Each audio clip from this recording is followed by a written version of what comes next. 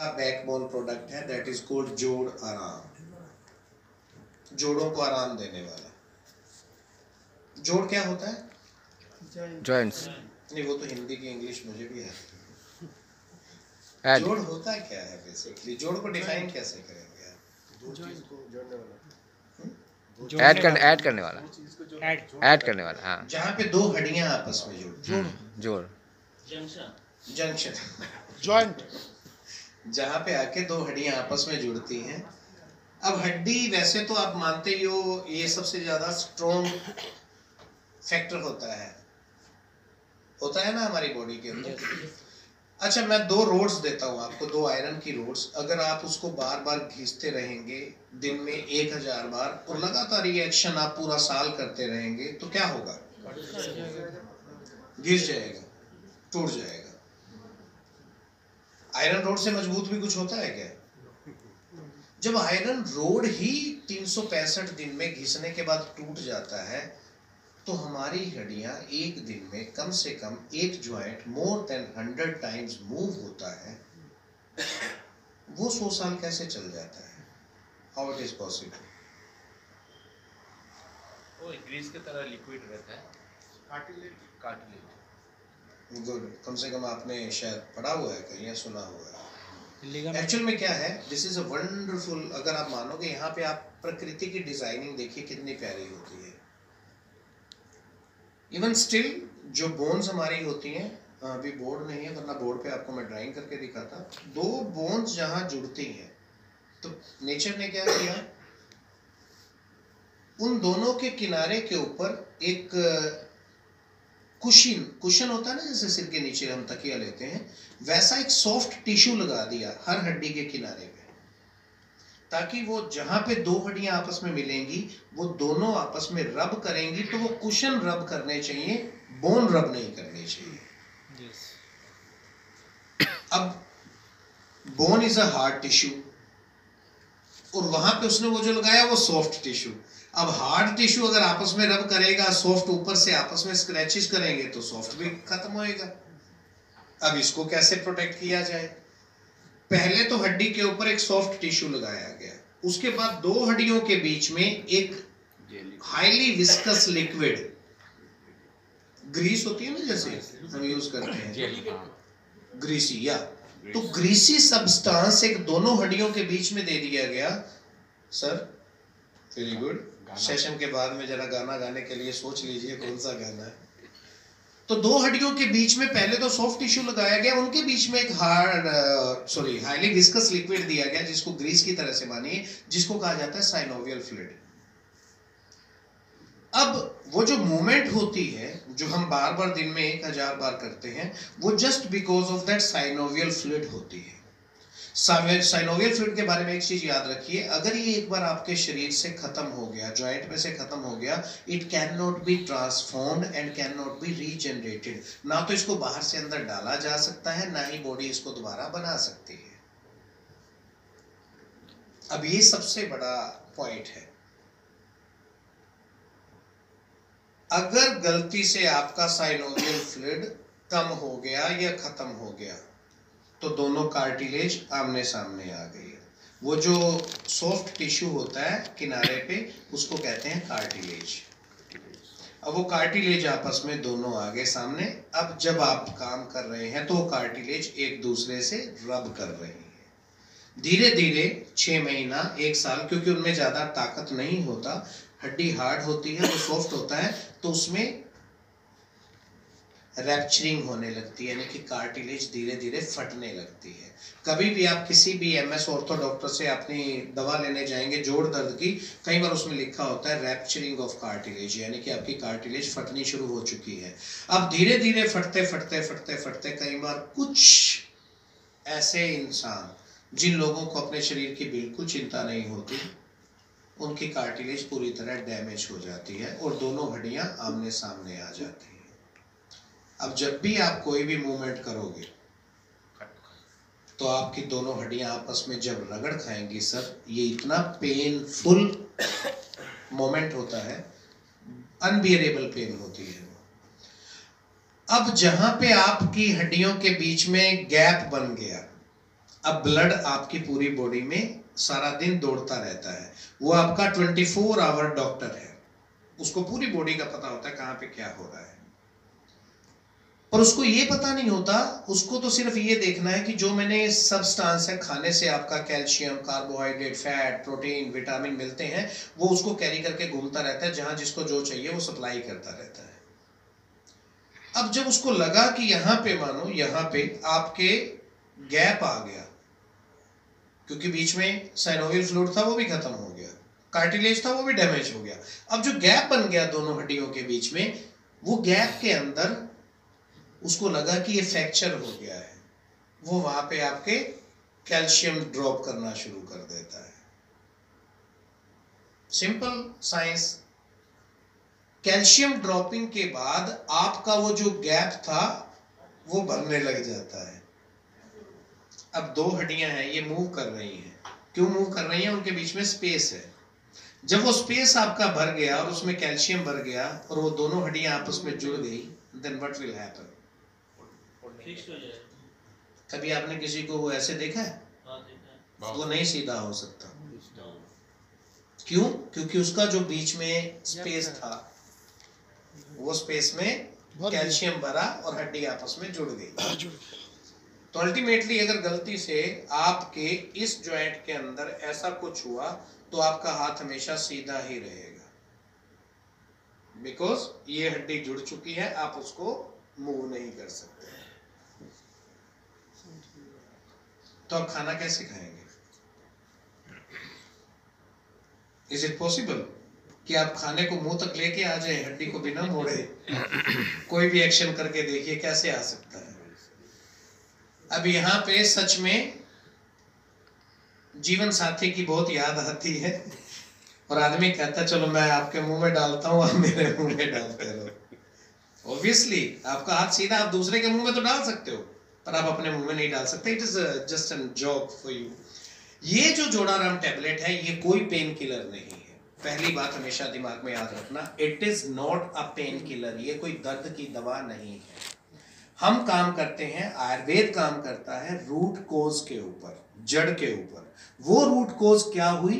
एक तो आपकी साइनोवियल फ्लूइड का खत्म हो जाना, दूसरा कार्टिलेज। एक साइनोवियल फ्लूइड का खत्म हो जाना, दूसरा कार्टिलेज का रैप्चर हो जाना, फट जाना, खत्म हो जाना। तो ये जोड़ाराम क्या करता है? ये आपके साइनोवियल फ्लूइड को प्रोटेक्ट करके रखता है, उसको खत्म नहीं होने देता। ये इसमें हमने जो हर्ब्स डाली हैं उसका काम है जितना साइनोवियल फ्लूइड बना है उसको वो प्रोटेक्ट करके रखे, बचा के रखे। खत्म किससे होता है?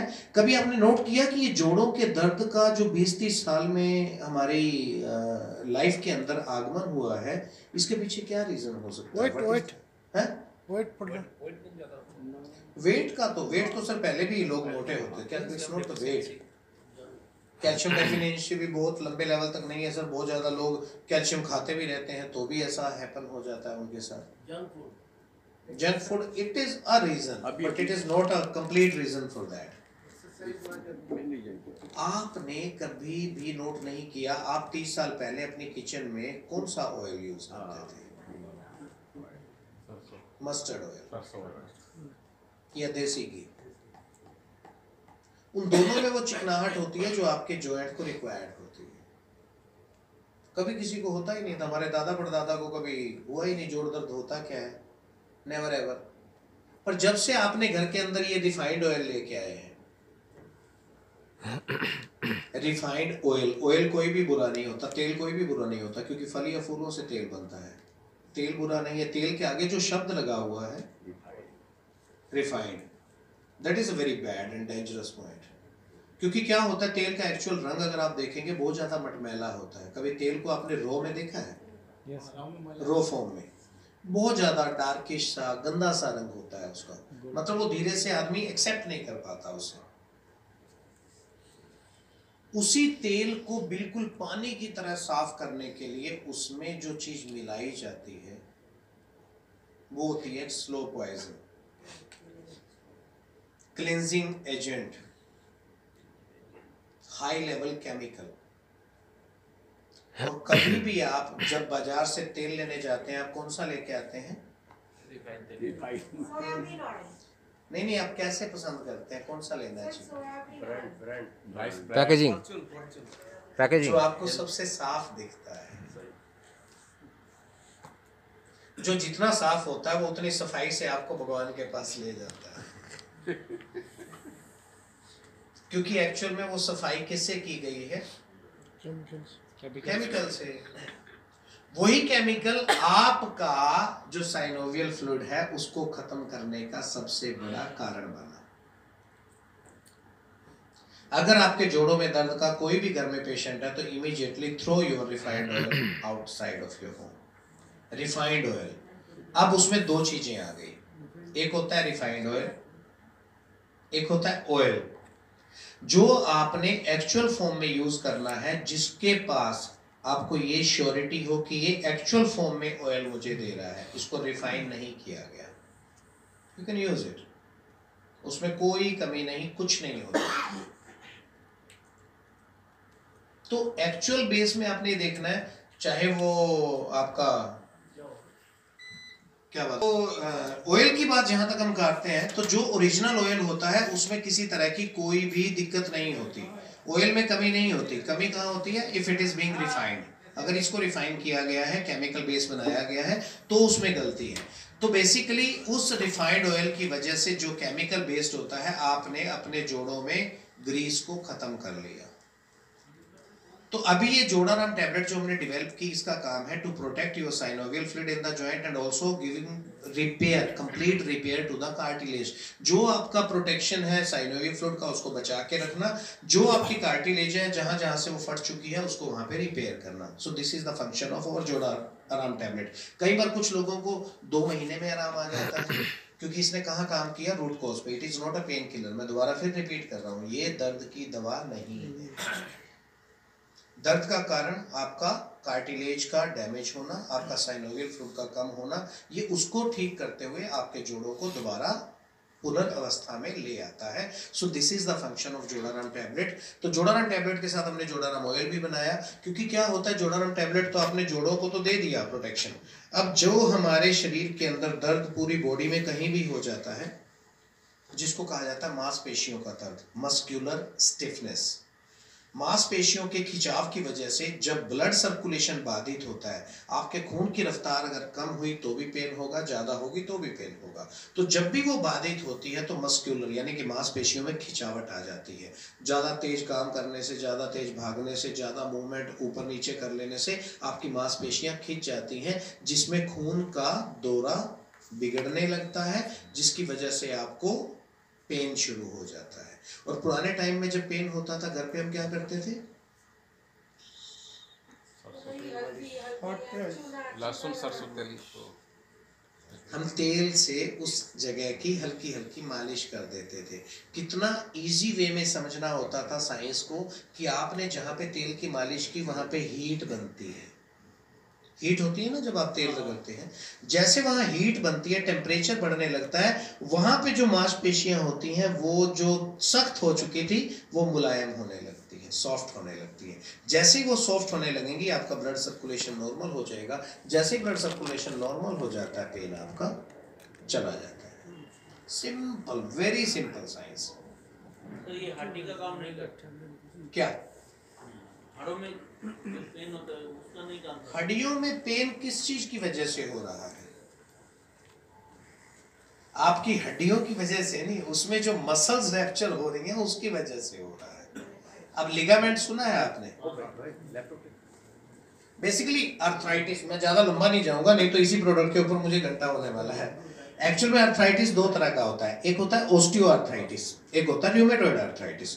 ओस्टियोआर्थराइटिस वो होता है जो मैंने आपको बताया, जिसमें कार्टिलेज डैमेज होती है, जो बीच में है हड्डियों के। रूमेटॉइड अर्थराइटिस होता है जो हड्डियों के दोनों तरफ, जो हमारी हड्डी का जोड़ होता है, इसको दोनों तरफ जिसने रोका हुआ होता है, पकड़ा हुआ होता है, उसको कहते हैं लिगामेंट। अगर लिगामेंट आपका फट गया और स्वेलिंग हो गई, that is called rheumatoid arthritis. और रूमेटॉइड आर्थराइटिस आपके दोनों घुटनों में एक साथ होता है, एक में नहीं होता।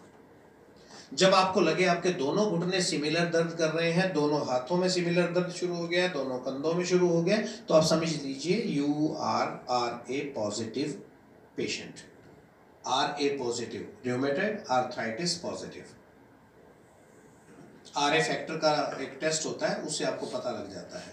तो ये जो र्यूमेटॉइड आर्थराइटिस और ऑस्टियोआर्थराइटिस होती है, ऑस्टियोआर्थराइटिस के अंदर ये काम करता है क्योंकि ये कार्टिलेज को प्रोटेक्ट करता है। र्यूमेटॉइड में जहां लिगामेंट की बात आ जाती है वहां पे इसका फंक्शन केवल 15% रह जाता है। 85 इसके साथ टॉप मोरिंगा भी लगाना पड़ेगा, ब्रह्म रसायन भी लगाना पड़ेगा, और साथ में आर ए पॉजिटिव फैक्टर। र्यूमेटॉइड आर्थराइटिस में जोड़ाराम तेल काम नहीं करता, लिगामेंट पे जोड़ाराम तेल काम नहीं करता। कार्टिलेज वाला जो यहाँ पे मसल्स होती हैं अंदर, जब उनके ऊपर किसी तरह का डैमेज होता है वहां की पेन के ऊपर आपका ये काम करता है जोड़ाराम तेल, यानी कि ऑस्टियोआर्थराइटिस में। अगर कोई पेशेंट आपको कह रहा है, आपको नहीं समझ में आया और वो ये कहता है सर मैं 1 महीने से तेल लगा रहा हूं पर मुझे कोई आराम नहीं आता, तो आप समझ लीजिए कि उसको रूमेटॉइड आर्थराइटिस है, आपका तेल वहां काम नहीं करेगा। एक्चुअली जब भी आप कोई भी पेन मूव लगाते हैं या वोलिनी लगाते हैं, क्या होता है?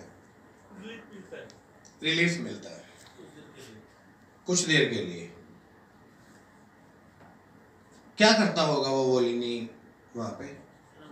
ब्लड सर्कुलेशन ये कर रहे हैं। ब्लड सर्कुलेशन क्या होता है? जो ब्लड सर्कुलेशन होता है उसे स्टार्ट करते हैं। ब्लड सर्कुलेशन स्टार्ट करता है। और कुछ? गर्माहट देता है। और ब्लड के अंदर ऑक्सीजन को स्पीड में जगह को सुन्न कर देता है। गुड, इनके लिए तालियां हो जाइए। कोई भी आप क्रीम लगाइए, तेल लगाइए, कुछ भी लगाइए, वो कभी भी आपका पेन पे तो काम ही नहीं करता। पेन मैनेजमेंट उसका फंक्शन नहीं है।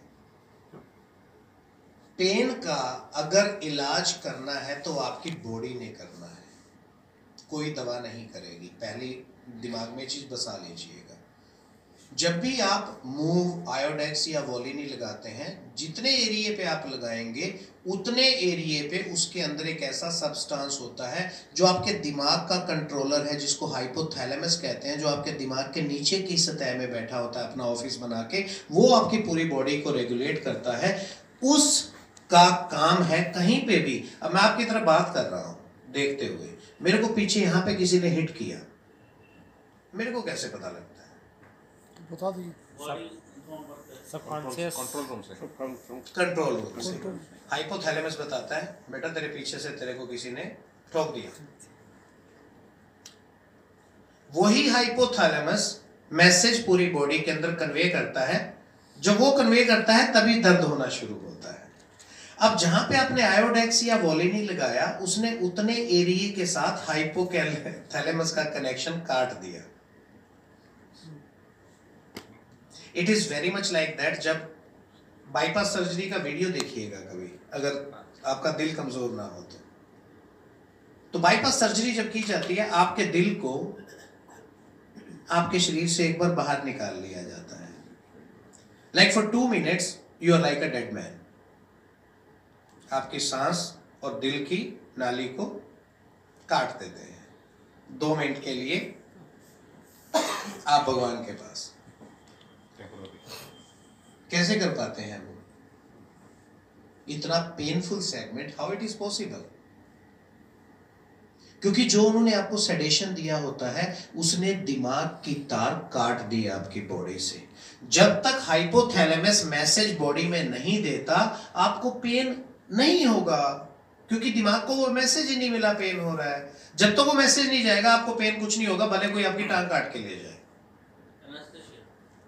एनेस्थीसिया सर, रिफ्लेक्स एक्शन अलग है क्या? एग्जैक्टली, रिफ्लेक्स एक्शन में वो दूसरा बताऊंगा क्या होता है। तो बेसिकली कितनी प्यारी चीज है ये, आप देखिए। हम वोलिनी के गुण गा रहे हैं, आयोडेक्स के गुण गा रहे हैं, और उनमें से दर्द कोई भी दूर नहीं कर रहा।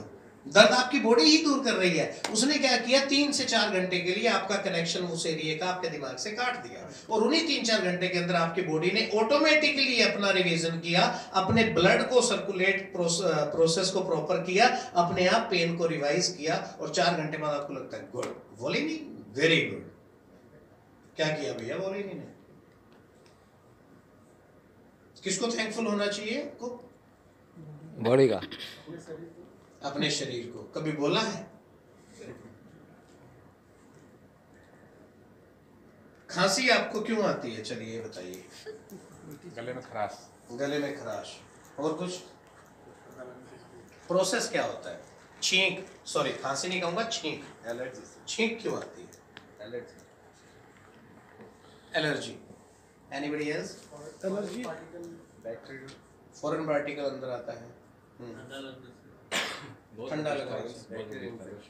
इसनोफिलियर बढ़ने से भी होता है। इसनोफिलिया, ये तो चलो डिजीजेस से रिलेटेड है सारी चीजें।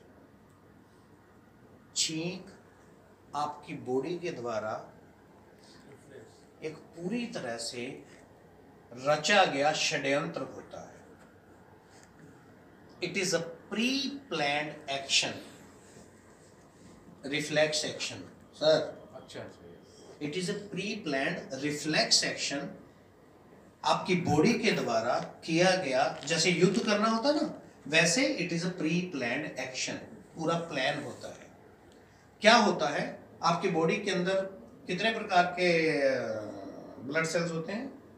3 कौन कौन से? 2 white and red and white. Platelets क्या होता है? वो भी वो भी प्लेटलेट बढ़ जाने से तीन तो वही तो ब्लड सेल्स हुए ना, 3 हुए ना। आपने 3 कह के फिर वापस 2 पे चले गए, मैंने कहा तीसरा से छुट्टी पे चला गया। वापस 1 पर चले जाएंगे। तो एक्चुअल में जो आपके व्हाइट ब्लड सेल्स हैं, that is the immunity factor. वो इम्यूनिटी है आपकी बॉडी की, रोग प्रतिरोधक क्षमता है। जैसे ही आपका, क्योंकि आपके चारों तरफ हजारों लाखों बैक्टीरिया वायरस घूम रहे होते हैं, जो शरारती होते हैं उनमें से, जिनको लोगों को तंग करने में मजा आता है, वो आपके इस हिस्से के आसपास रहते हैं हमेशा, नोज के। जैसे ही उनको मौका मिलता है, वो एयर के साथ आपकी नाक से आपकी बॉडी में एंटर कर जाता है। पर वो जितने चालाक है, उससे 10 गुना ज्यादा चालाक जो यहाँ पे बैठा हुआ आपके पूरी बॉडी को कंट्रोल करता है। उसने हर जगह पे कैमरा लगा रखा है। जैसे ही कोई वायरस अंदर गया, इसने घंटी बजाई अपनी आर्मी को कि बेटा फलाना फलाना फलाना अंदर घुस गया है, संभालो। वो सीसीटीवी से देख लेते हैं। इतना ही सिर्फ सुनते ही व्हाइट ब्लड सेल्स करोड़ों में हमारी बॉडी के अंदर रहते हैं, उनको जब ये मैसेज मिलता है, वो सारे के सारे आपस में क्या करते हैं, एक रोटेशन में बहुत तेज घूमना शुरू कर देते हैं। Revolves inside your abdomen, stomach, बहुत तेज घूमते हैं आपकी बॉडी के अंदर, और क्या करते हैं, एक एयर प्रेशर क्रिएट करते हैं। एयर प्रेशर क्रिएट करते हैं, और उस एयर प्रेशर को क्रिएट करने के बाद सांस की नली के थ्रू उस प्रेशर को पूरा हिट करके आपकी बॉडी से बाहर थ्रो करते हैं। जैसे ही वो एयर प्रेशर आपके शरीर के बाहर निकलेगा, इसके अंदर बैठा हुआ जो भी वो ABC आपका शत्रु है, उसको उठा के वो आपके मुंह से बाहर फेंक देता है। आप ये देखिए कि आपके शरीर के अंदर किस हद तक साइंस को अप्लाई किया जाता है। छींक आने का कारण वो नहीं है सर जो आप समझ रहे हैं। छींक आने का कारण है आपकी बॉडी का रिफ्लेक्स एक्शन। इसको कहा जाता है, it is a protective measure जो आपकी बॉडी अपने आप के लिए अपनाती है। So it is the reflex action of the body जो आपकी बॉडी को इंटरनल रूप से प्रोटेक्शन देता है। सो ये जो छींक वगैरह या पेन किलर होना, ये सारी चीजें आपकी बॉडी खुद कवर करती है। तो हमारा सबसे बड़ा थैंकफुल होना चाहिए हमारी खुद की बॉडी को कि जो हमारे मतलब हमारे पूरे जीवन के अंदर इसी चीज ने आपको खुद संभाल के रखना है। इसको कोई मेडिसिन ठीक नहीं करती। क्या होता है, जो आपके अंदर वात पित्त कफ है, उन तीनों को बैलेंस करने के लिए आयुर्वेद आपको एक सपोर्ट देता है, जिससे वो इम्बैलेंस दूर हो जाए, आपका वात पित्त का बैलेंस हो जाए और आपकी बॉडी को समय मिल जाए उस चीज से रिकवर होने में। This is way how your body acts. ये मत समझना बार बार छींके आ रही हैं तो कोई आपको याद यूद कर रहा है। यानी कि वो दुश्मन ज्यादा खतरनाक है जो आपके अंदर बार बार घुसने की कोशिश कर रहा है और आपकी बॉडी को बार बार रेप्लिकेट होना पड़ रहा है। नहीं तो आपकी बॉडी में इतनी हवा कहाँ से आएगी बताओ, कभी सोचा आपने? जब छींक आती है इतनी एयर कहाँ से आती है बॉडी में? How it is possible? नहीं तो फूल के पेट तो ऐसे हो जाना चाहिए, क्यों रहमान जी? तो कहीं ना कहीं हर चीज का एक साइंस होता है जिसको समझने की जरूरत है। अब इस साइंस को हम ज्यादा नहीं समझेंगे, नहीं तो हॉल वाले समझ लेंगे हमें। Sir a to date appointment बोले, बहुत सारे मेडिसिन होता है ना जो पेन किलर ही। चैनल को सब्सक्राइब करें और नोटिफिकेशन बेल अवश्य दबाएं।